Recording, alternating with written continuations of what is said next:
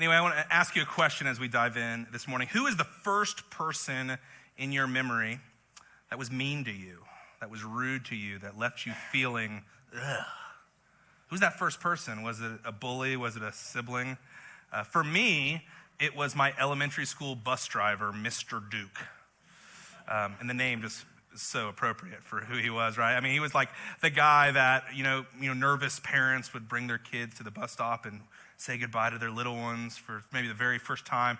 And Mr. Duke wouldn't even make eye contact with the parents. He'd just go, sit down, like, shut up. It's like, was it Chris Farley and Billy Madison kind of vibe going on, right? I mean, he was just like, that's not a really happy person. And one of the things that drove me nuts, and this is going to sound like I need to go to counseling for this, but I remember like he would always play the radio, and it was like WWKI, so like country music, which I'm not the biggest fan of, but he would play it like so low that he would just never make you like actually hear it, but it was just sort of on in the background. So it'd be like, Mr. Duke, we like this song, turn it up. He'd be like, no, shut up and sit down. Like that was the whole thing. I got in trouble for talking or for like being too rowdy, so he made me sit by myself. I mean, he was just so mean. I can't imagine me ever getting in trouble for talking. I just can't. What are you laughing about? I don't get it. But, it's just like the first person I think of when I think about someone who is like mean to me. I mean, maybe for you, you think of something in like movies or in like stories growing up. Like maybe it's Hannibal Lecter for you from Silence of the Lambs, or Nurse Ratched from Once Flew Over the Cuckoo's Nest, which made me not want to talk to any nurses. And then I married one. I don't know how that worked out. She's very different from Nurse Ratched, though. I'll tell you that much. But like that sort of scares you. Maybe for me, it's a lot of like the geeky stuff. Like I think Darth Vader is the quintessential bad guy villain in a movie, and apparently I've spread that to my 3-year-old because for Halloween he's obsessed. He wants to be Darth Vader. This is his real life Halloween costume. I think we're going to get Lainey, our dog, like a Chewbacca sash so she can go with him. A little brother who's 1 will be baby Yoda. So we'll have this whole thing going on. But isn't he the cutest little Sith Lord you've ever seen? I don't know, like I'm a little self-conscious that like he's really attracted to the bad guys in Star Wars. So I don't know what that means about my parenting or what we've got on our hands, but this is just reality right now. He loves Darth Vader. Darth Vader's the coolest. No, he likes to yell when we'll ask him. This is so funny. I didn't say this in the first service. But when we ask him this, it's time to brush your teeth. Let's go brush your teeth. Can we do this? He'll be like, no, never. He's like all dramatic about it. It's so cute.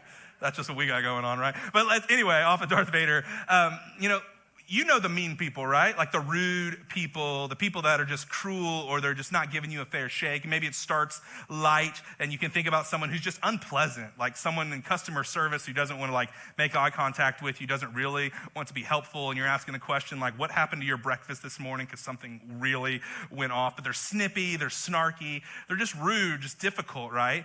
Then you have people that are not just like unpleasant, but people that might only talk about themselves. They're only in to themselves. Maybe this reminds you of the worst date that you ever went on, or they're just telling you about all their accomplishments. And I mean, I've sat down with people before, and my wife will be like, oh, what did you guys talk about? I'm like, we talked about them. They didn't ask me one thing, and they don't know anything about me. It's just all about them. And that's just like rude, right? To not see another person and want to like open up the conversation to learn more about them.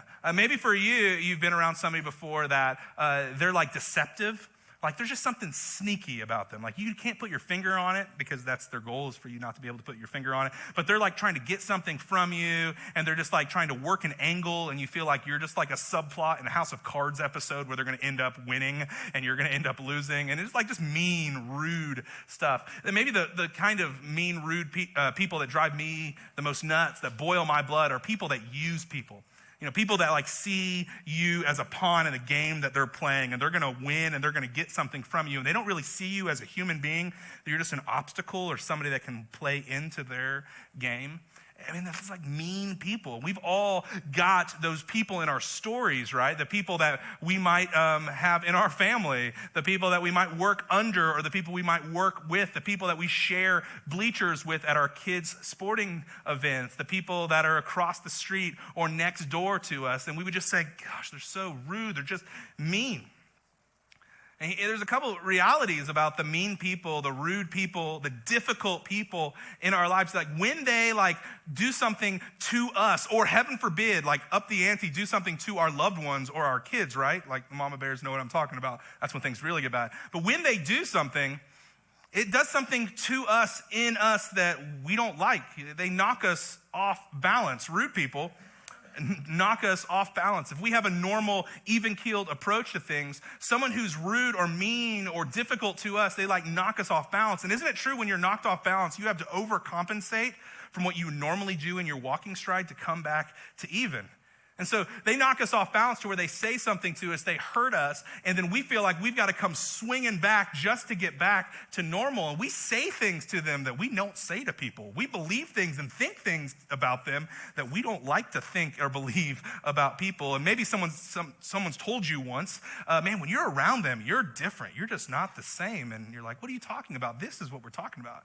You're off balance. There's some kind of like smoldering anger underneath the surface, and it's just like you're ready to pop. You're ready to explode at any moment. This is what rude people do to us. And it's not where we want to be, but that's just what they do to us, right? And our response often, because we're knocked off balance, is something that is so natural, so human, so normal, but it doesn't get us where we want to go, right? I mean, we'll say this about how we respond. We react when someone's mean or rude to us to get even with someone that we don't even like in the first place, right? Isn't that just natural, normal, because we're off balance, that someone says something to us, somebody slights us in the smallest way or a big way, and our natural response is to get even, to have some kind of revenge to where we can get back to even again. But we don't even like the person we're getting even with. Isn't that true? And we do this in all different kinds of ways. Like for me, because I'm a verbal processor, I'm a verbal everything, I guess. For me, like if I get in a fight with my spouse or if I'm like having a tiff with somebody, like I'm like formulating the perfect comeback. Oh, they said this. Oh, wait until they hear these 7 words strung together. I mean, like I'm thinking like this is the epic thing I'm going to say back, and it's going to cut them down to size. They're going to really get their comeuppance because of this. And that's how I tend to play the get even game with people I don't even like. Others of you that are not verbal, but you can give a look, and you know that look, and your spouse knows that look, and if looks could kill, right? You can give a cold shoulder that would freeze a Yeti. Like you can give the coldness that is so intense, and you don't have to say a word, but they know that they are not good with you and you are not good with them. Sometimes when it comes to if they're like someone who works in a business or owns a business, we just stop patronizing that business because we feel like, yep, they're not getting my money anymore. Sometimes we up the ante even from there, and we get online on Facebook reviews or on Yelp, and we're like, here we go. I'm going to let everybody know about the roaches in their food. Or we like make stuff up, or we lie and we try to hurt them and get even with them because of what they have done to us, or even worse, someone that we loved. We react to get even with people we don't even like. And I'm here to tell you that like this is the normal, natural human response to mean, rude, difficult people. But hear me, my friends, it just doesn't work. And I'm here to be like, hopefully it's like a bringer of good news this morning to stop playing this game, because it doesn't get us where we want to go. I'll put it this way. Some of the problems with this get even game is that we end up becoming like them in the process of getting even with them. What you do is you stoop down to their level and you start being mean and rude back to them. And you don't like that. You're mad at them in the first place for being that way, but you think, you're going to lose your moral compass, but you're going to get even with them and you become like them. That doesn't get us where we want to go, because that's not who we want to be. We don't want to be mean, rude, nasty to other people, but the only way to get even with people is to play the game by their rules. And maybe the most damaging thing about this get even play that is the human experience is this reality right here, that we're not free from what they did to us. If we're thinking like, oh, I've just got to get even. If I can just get back to even, get them back and make them feel the pain that they made me feel with, we think that we're going to be free, but we end up obsessing about how to get even with them. And the other reality is once we get even with them, in air quotes, we're never feeling like we're even. We just feel worse. They feel worse. And as we're going to discover today, getting even never ends. It creates a cycle that just escalates and escalates and escalates.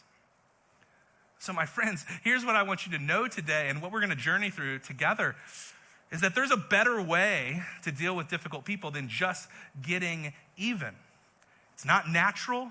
It's not normal human behavior, but it's extraordinary. It's beautiful, and it's the way that your Heavenly Father is inviting you to engage and conflict. And to do so, I want to take us to this ancient story found in our Old Testament or the Hebrew Scriptures, found in the middle of the book of Judges, about this guy by the name of Samson. The book of Judges is a fascinating, bloody, barbaric read. I mean, if you're into the Game of Thrones thing, look no further than the book of Judges, because our own Bible's got stuff that make Game of Thrones fans like, oh.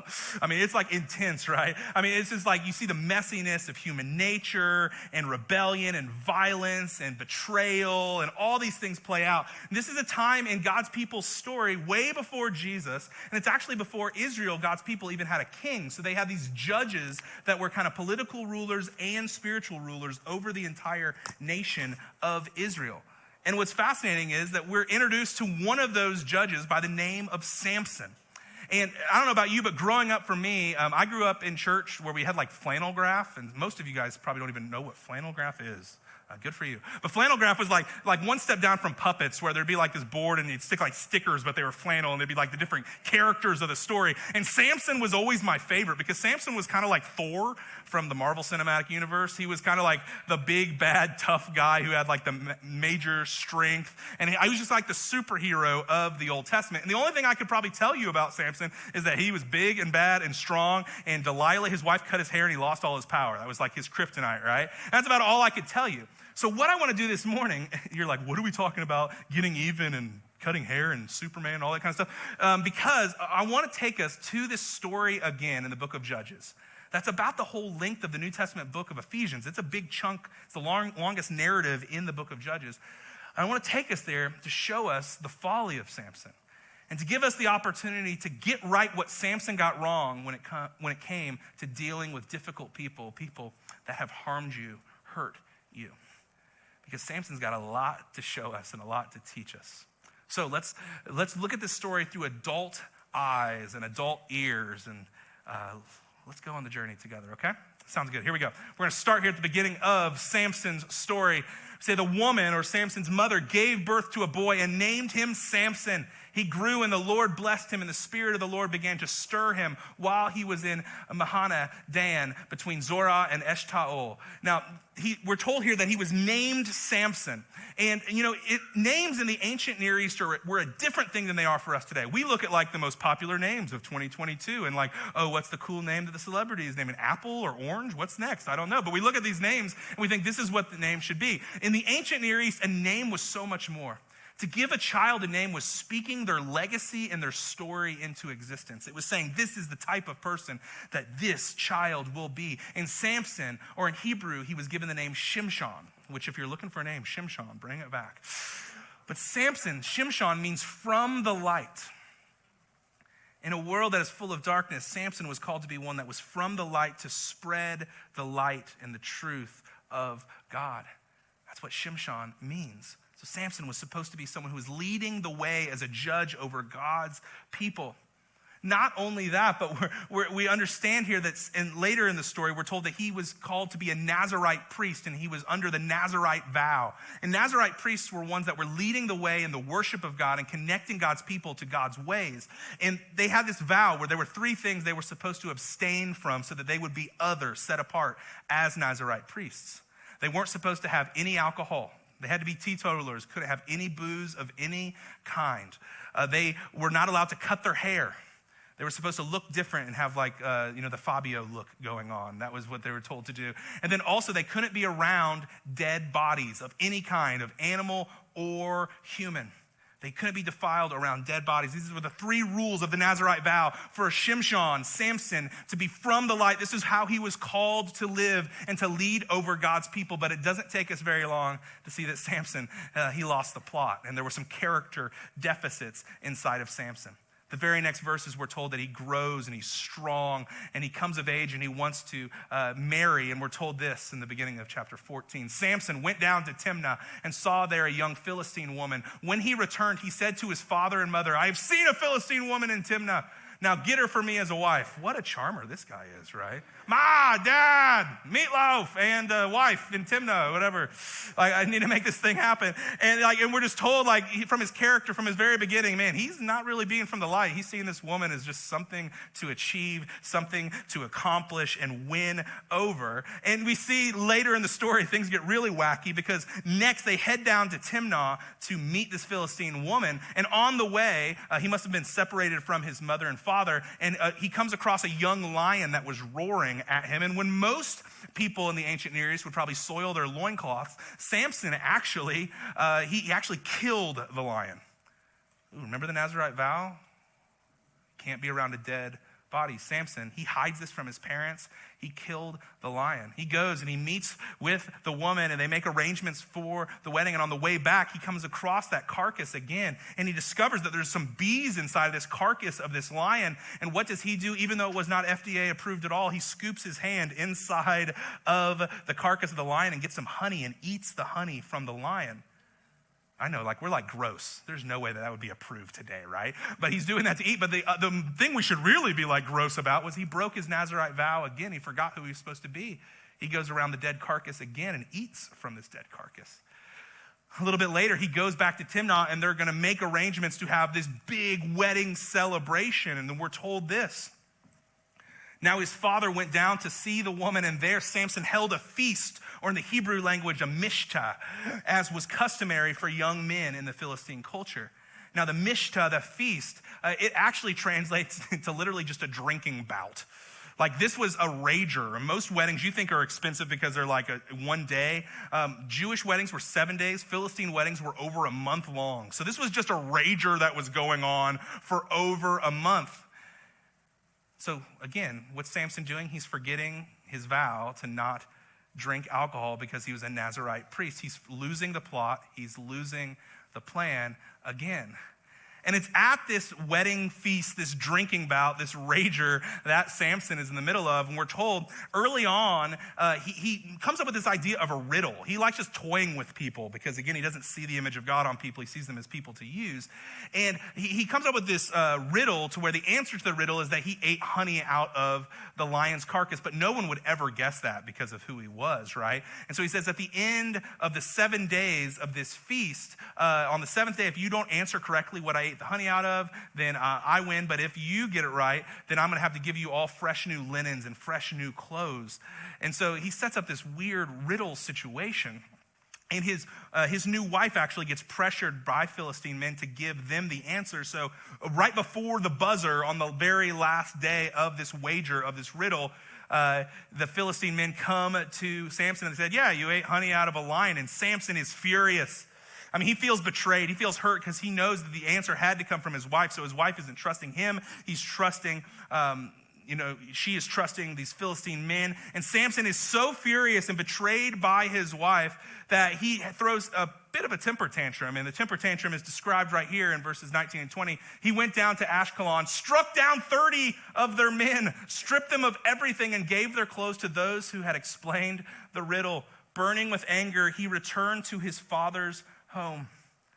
Now Samson, he's so blinded to his own mess inside of this. He's so hurt that his wife actually gave up the answer to this riddle that he just takes his ball and goes home, and on the way just kills 30 men to get the clothes from them, right?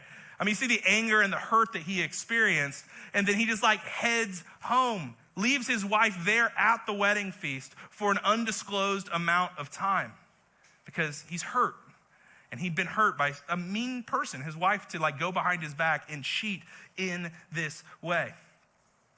And then what we're told next is really fascinating to me. Go to that next verse right here. Later on, at the time of the wheat harvest, which most Bible scholars think was months later, he leaves his own wedding, and then months later, after he's pouting in his temper tantrum, Samson took a young goat and went to visit his wife. So this word to the wise men, if you're trying to make good with your wife after a fight, forget the chocolate and flowers, get a young goat. It's going to work out, right?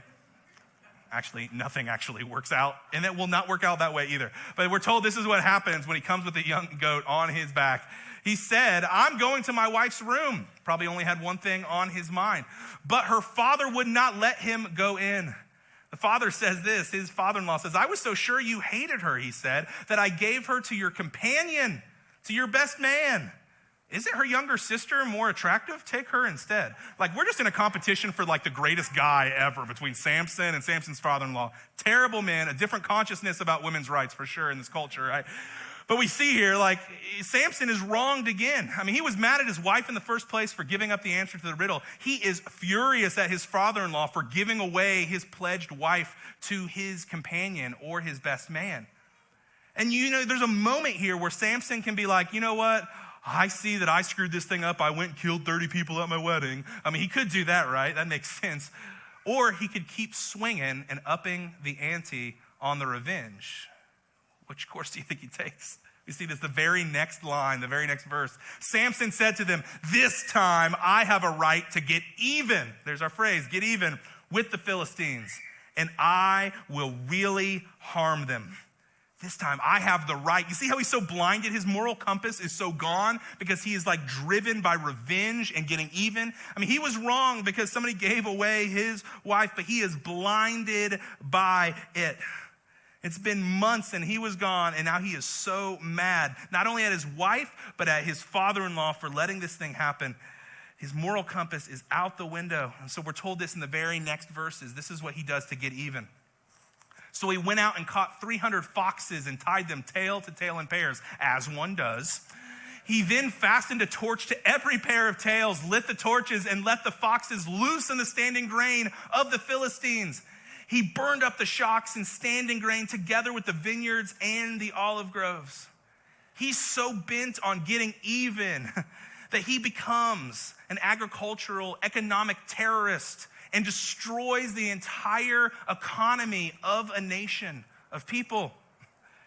Did that make things even? Do you think the Philistines were like, whoa, whoa, whoa, this guy he did this, so we better just back off because, you know, our economy has been completely decimated for at least another year. We should just back off from this guy. Do you think they do this? No, they are bent as well on getting even with Samson. And so we're told their response is this in the very next verse. So the Philistines went up and burned her and her father to death. So the Philistines, in a way to get even or get back at Samson for his behavior, kill his wife and kill his wife's father. I imagine Samson's not too upset about the wife's father thing, but he had this dream at least of what life with his wife was going to be like. And the Philistines murder her in a way to try to get even with Samson. I mean, it's amazing how he's so blinded. His moral compass is out of the window. He's just becoming a terrorist, an economic terrorist over the agriculture. He's so mad.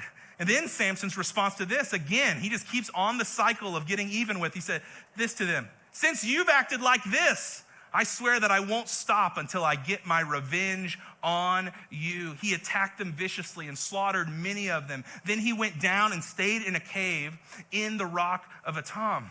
He's basically saying, well, I mean, I know what I did, but you did this and it's worse, so now I'm going to go do this again to you. I mean, this is like some preschool back and forth going on, but there's 1,000 people that are dead because of his anger and his desire to get even with. And it's at this moment that even Samson's his friends, the nation of Israel, the leaders of the nation are like, Samson, enough is enough. We're at war now. What are you doing? So they actually tie up Samson and they deliver Samson to the Philistines. And in this final scene that we see with Samson in front of the Philistines, you wonder if the Philistines are going to kill Samson or what's going to happen next because things have just gotten so intense. And we're told this. The ropes on his arms became like charred flax, and the bindings dropped from his hands. Finding a fresh jawbone of a donkey, again, as one does, he grabbed it and struck down 1,000 men. He was so blinded by his getting even attitude and behavior. He was so blinded by his fury and wanting to get revenge that he took a jawbone of a donkey and struck down 1,000 people, made a mess of the Philistine people. Now, a couple observations here. Let's come back to our world a little bit here. A couple observations about getting even, about revenge when somebody's hurt us, they've done wrong to us. The first one is this. Getting even always escalates, doesn't it? It never ends with just tit for tat. It never ends with, well, I'll do this because they did this to me, and then we'll just call it. No, it always escalates. See, in Samson's story, it began with him, with one wife who betrayed him, and then one father-in-law, and then 30 men, and then an untold amount of men, and then 1,000 men, and then later in the Samson story, 3,000 men. It always escalates. It's never just tit for tat. It's never just a little bit for a little bit. It's always more. And we understand this, right? Because like when we get into like a spout with our spouse, or if we are having a disagreement with someone at work and we're in a sub-texting battle with our friends, we're always thinking, oh, what's that thing I can say that's going to really cut them this time? Oh, what's the thing? They said this, but I'm going to really go to the core issue, and this is really going to feel bad. They're going to feel the comeuppance. They're going to get justice if I up the ante a little bit, right? Revenge, my friends, getting even, it always escalates. It sets you on a cycle that never actually ends. Have you ever been in like a battle with somebody, and maybe it's been like a Cold War battle or it's been out front, but you almost forget and you can't even name what getting even looks like to you anymore. You can't even identify what it would look like, feel like if things got back to even. Because you've lost your moral compass. You're so blinded by your fury and anger. It's just going up and to the right. Getting even always does this. We see this in Samson's story, and we see it in our story too, don't we? Another thought about getting even. Getting even, it keeps, I'll say it this way. We think that if we just hit them back with evil for evil, then the whole thing will be done, but it's never that. It's evil for evil, for evil, for evil, for evil, for evil, et cetera, and et cetera. It just keeps cycling and keeps going higher and higher and up and to the right, more and more and more. Another thought about getting even, about vengeance. Getting even keeps the pain and hurt in circulation. We have this folly about the illusion of getting even, that if I just come swinging with the right thing, if they're hit with the right amount of karma or justice or whatever you call it, then the pain and the hurt that happened to me will just dissipate. It'll just disappear. We play into that lie, but that's not the way that it is. It just keeps it in circulation. Because you're obsessing and stewing over something that was said to you or said to your kids, or how you or your kids were slighted. You're obsessing over it, and it just festers and smolders and grows and grows and grows. And even if you say that right thing, even if you sling that verbal dagger at them, even if they have a failure and you're passively seeing it and joyful inside, man, it doesn't actually get rid of that hurt, that pain, that mean, rude thing that you felt. It doesn't actually do it. I think of this along the lines of what I've heard called the myth of redemptive violence. This is something that's alive in our cartoons and all the way to our foreign policy, right? That if we just hit back hard enough, then everything will be taken care of. There'll be no more hurt and grief and pain anymore. I think back to, 2011 when in America we found Osama bin Laden and he was assassinated. And there was supposed to be this cathartic moment all across America, but especially to those who lost their loved ones at the Twin Towers, their destruction on 9/11 that we're remembering today. It was supposed to be cathartic. It was supposed to take care of all the hurt, the pain, and the grief. But people that were interviewed that lost loved ones at 9/11, they didn't feel all good again. They still had the grief and the hurt inside of their hearts. Because something about getting even, we think it's going to fix it. But it just keeps the hurt and the pain in circulation. It doesn't actually dissipate it at all. I think of what Dr. Martin Luther King said about this. He said, darkness cannot drive out darkness. Only light can do that. Hate cannot drive out hate. Only love can do that. If we're thinking we're going to actually feel better again, we can't come swinging in evil, for darkness for darkness. We're trying to find hope on the other side when light and love are the only thing that can actually get us there. Getting even, it doesn't actually work. It didn't make Samson feel better, and it won't actually make you and I feel better either. So, what can we get right that Samson got wrong? What invitation do we have in front of us to tell a different story, to tell not the ordinary story of getting even or swinging back at someone who's mean or rude to us, but to tell an extraordinary story that's actually worth telling. I think this is where the rubber meets the road for us.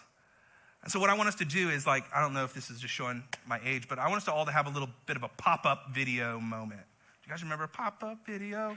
Pop-up, pop. 4 or 5 of you do. Anyway, just have that moment where you sort of see the picture, see the video of the person in your head. Who is somebody in your life that has wronged you, has slighted you, has been rude to you, has been mean to you, who's used you, just been ugly to you? Who's that person that you have that desire to get even with in the way that Samson had that desire to get even with all those people? I want you to think about that person. And again, I want us to think about what we can get right that Samson got wrong. And the first thing I want you to think about with that person is this. You have an opportunity to drop the jawbone. You have to recognize that you are at the precipice or you're in the dead center of a cycle of vengeance. And it is not going to sell you what you think you're buying. You're not going to take home reconciliation and feeling good if you continue in that cycle. And we all have a jawbone that we can throw at that person that we've got our pop-up video moment with, right? We've got that thing we can say. We've got that letter we could send. We've got that, debt that we can call out. We've got that moment that we're like, well, yeah, but remember you did this. We've got all those things that we could play to hit them, to slice them, to tear them down. But it's evil for evil, etc. What would it look like for you to drop the jawbone? Not to excuse any evil that was done to you, but just saying that you want to be free from it. So you're not going to hold yourself as judge, jury, and executioner to take them down with the jawbone. Who do you need to drop the jawbone for? Who do you need to end the cycle of getting even with and say it's not for me to do and I'm going to be free from this? You have an opportunity to drop the jawbone for that person because of what they said to you. And hear me, again, this is not excusing what happened to you, but this is a step for you to take so that you can be free.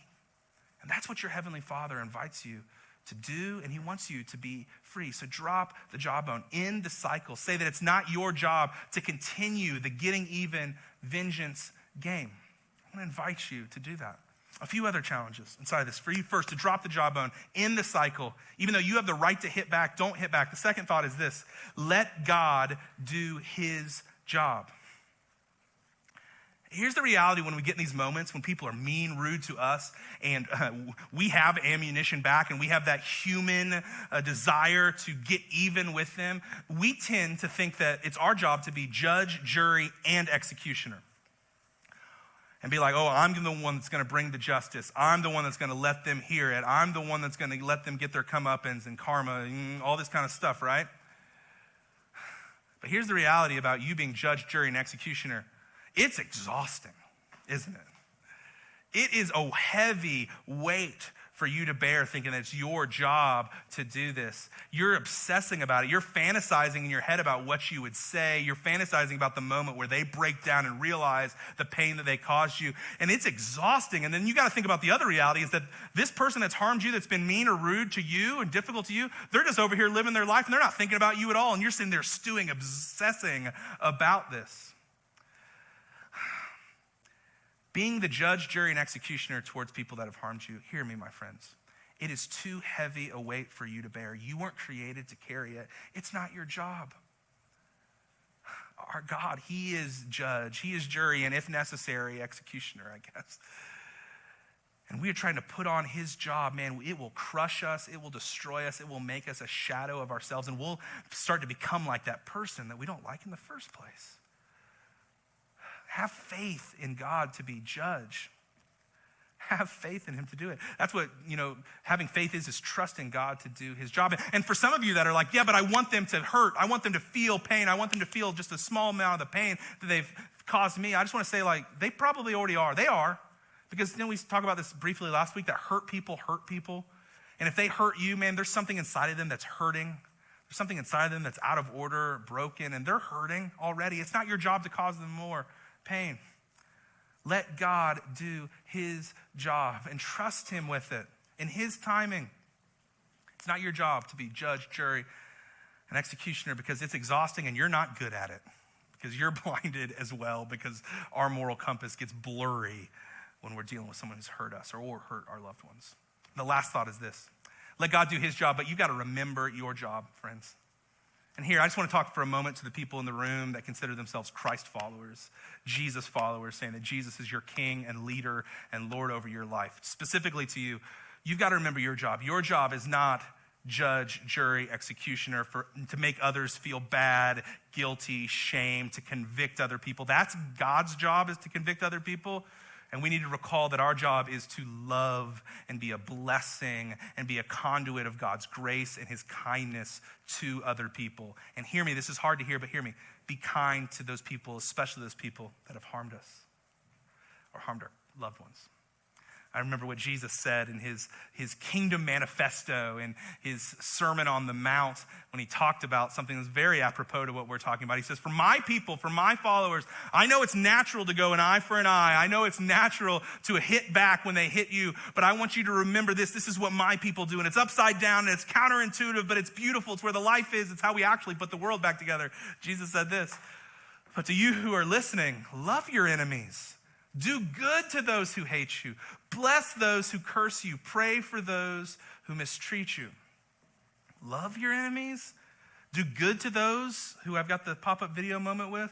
Bless those. Don't even it's not even passive, but you got to actively do something good for them and to them. Pray for those.